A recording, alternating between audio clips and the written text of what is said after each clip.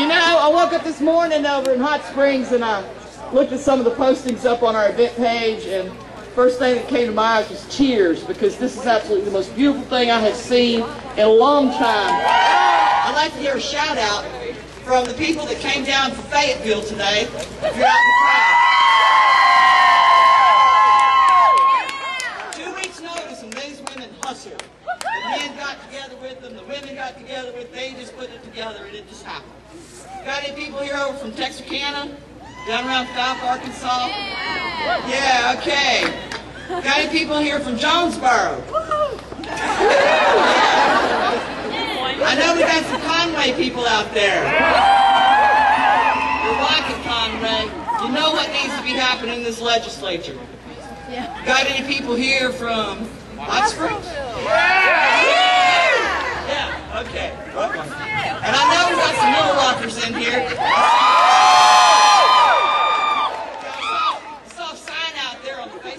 Yesterday, and I can't, I'm apologizing. With over 1,500 people, it's hard to remember every single name.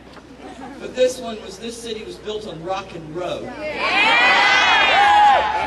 have to saran wrap that sign in case it was raining today.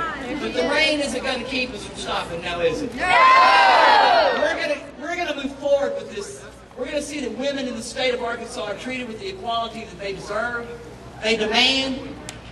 And that's going to happen with everybody working together, and I know we're going to do it. We have a very few. This is a People's Day.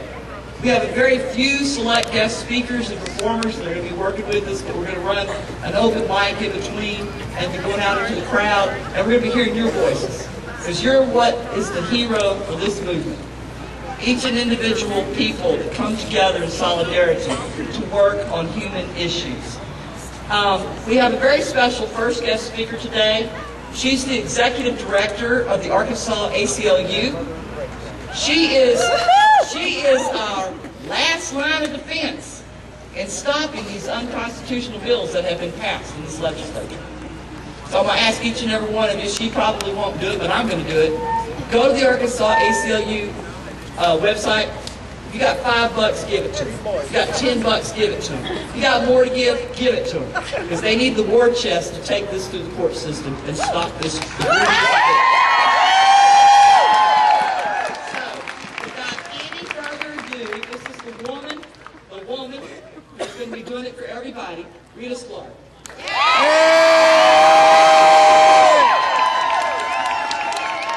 Hey, Rita!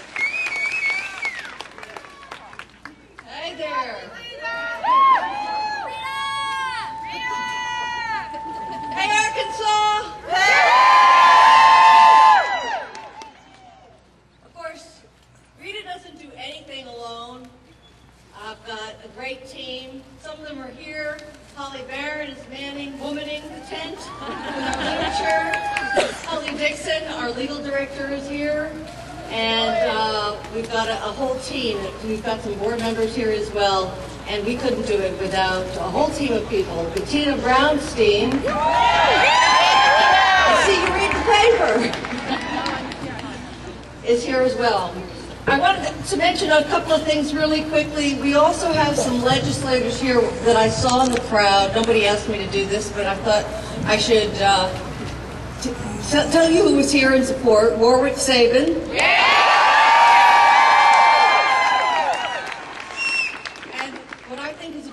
Surprise, it's the woman who was beaten by Jason Rapert, Linda Tyler.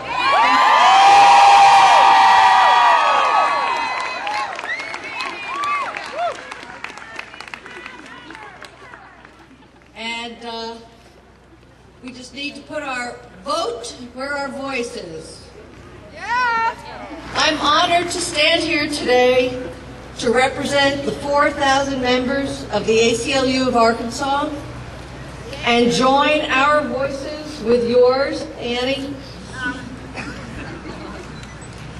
and say to the lawmakers of Arkansas, enough is enough.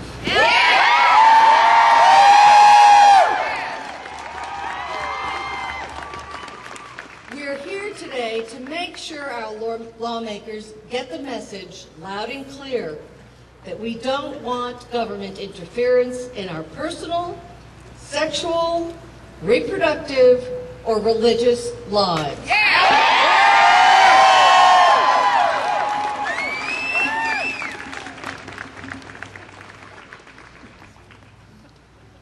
Of all the battles being waged against civil liberties this session, the right to vote, the right to education, the right to equality, the aptly coined war on women being waged here in Arkansas and around the country has garnered the most local and national attention and rightly deserved outrage.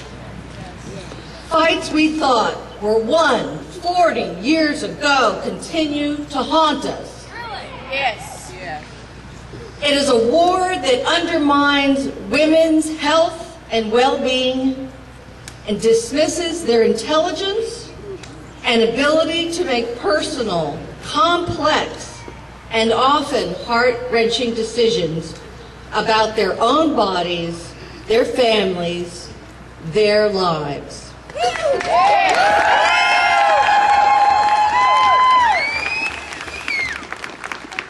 I have to tell you, every time I go to a hearing, it's the same thing. If anybody has seen one of these hearings on abortion, it's not a pretty sight.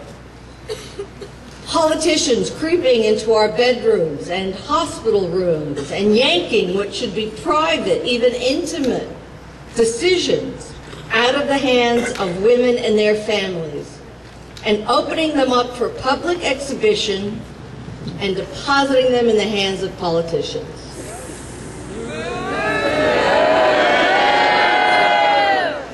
Watching this public discussion of women's body parts, our health conditions and medical procedures, and the condition and fate of often wanted fetuses is hard to bear. It is so unspeakably intrusive as to be downright obscene.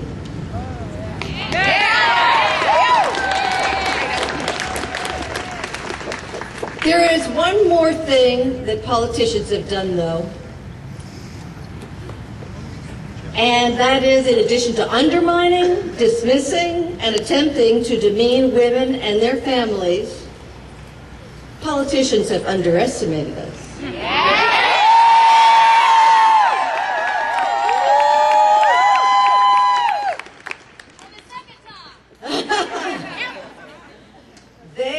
They continue to. They have underestimated you, me, the men. I'm so glad to see you men out here.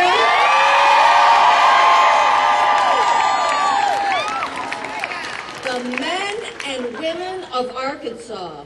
That's what we're here to tell them, that we're here to fight back. The ACLU fights in many ways. We will continue to fight at the legislature until it adjourns in April. And we fight in the courts. The ACLU of Arkansas is going to sue the state of Arkansas to block...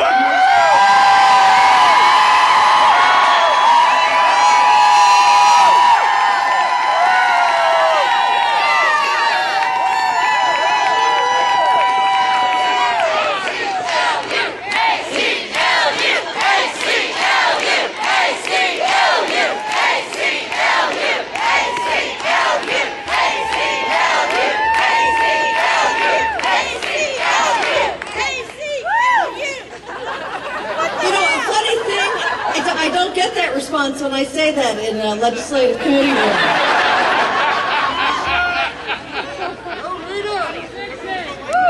room. We are going to sue the state and block the most extreme abortion ban in the country, and we will win.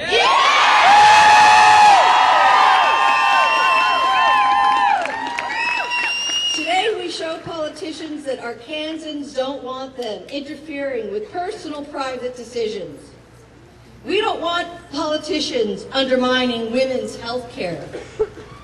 We need to continue to call our legislators and tell them just what we think. It matters.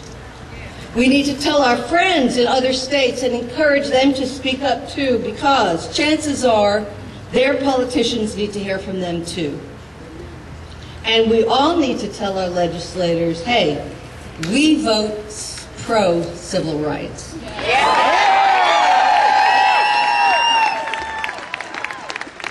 Arkansas is ground zero this year, but other states are looking to follow suit.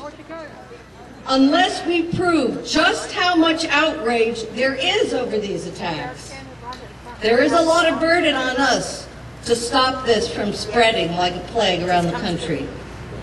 We help send that message today by showing up and saying loud and clear, enough is too much. Thank you.